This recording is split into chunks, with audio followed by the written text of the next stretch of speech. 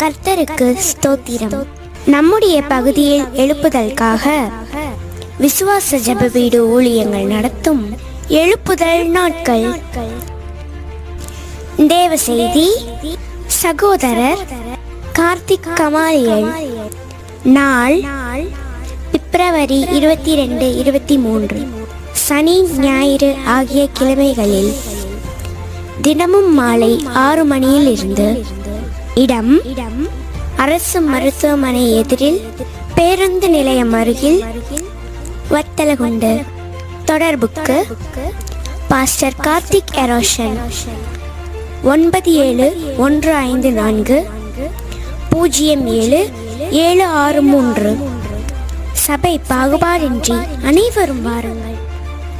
வாருங்கள், தேசத்தை அசைப்போம், எழுப்புதலை காண்போம்.